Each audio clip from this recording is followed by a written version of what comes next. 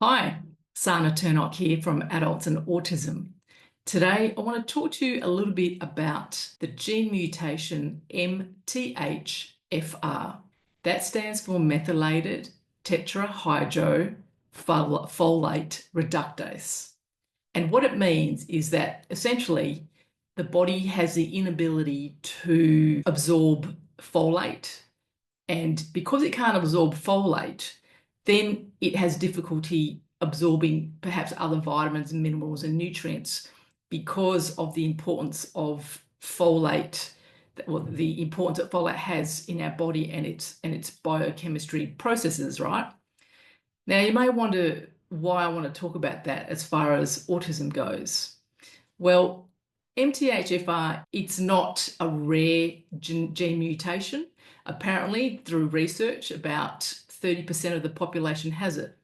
And if you do have it, then you may find that you may have particular body systems that affect you. Now, from a mental health perspective, autism and ADHD are on that list. Back in 2016, I was quite unwell and I went on a big journey regarding my health. I can't remember how I got onto MTHFR, but I decided to test for it. And it came back positive in a couple of the most common variants. And in one of those variants, it relates to the brain function, mental health, and neurotransmitters. And it really made a lot of sense to me based on my own co-occurring conditions. And also, importantly, the gut issues that I tend to have.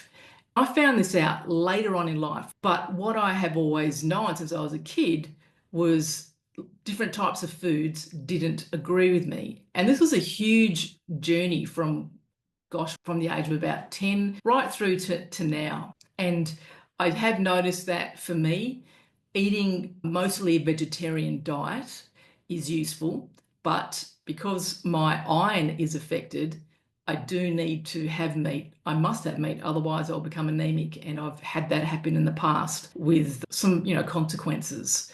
So one of the things I encourage you to have a look at, if you haven't already done so, is MTHFR.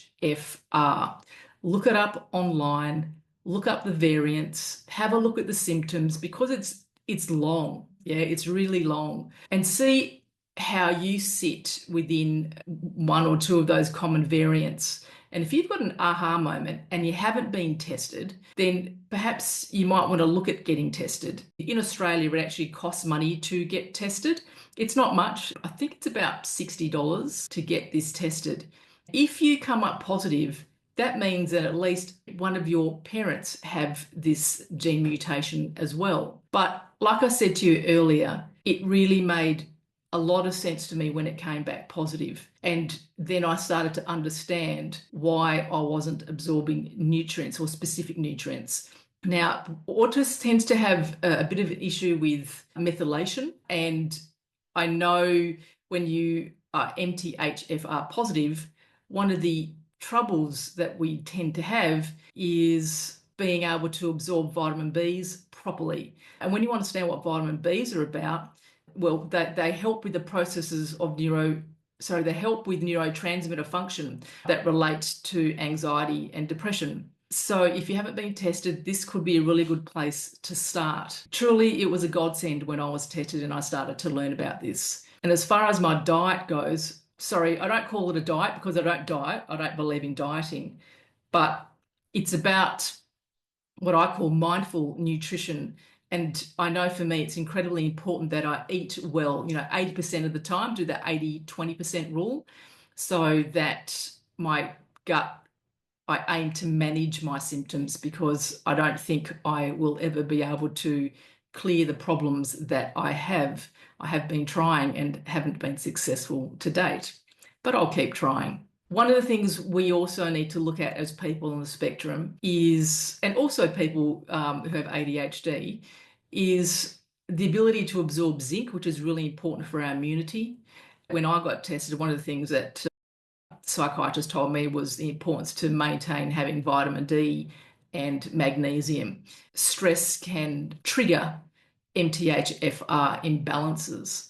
I certainly find that when I'm more stressed or anxious, then autistic tendencies tend to come out more or become more intense. And when I'm calm and relaxed, they usually in the background.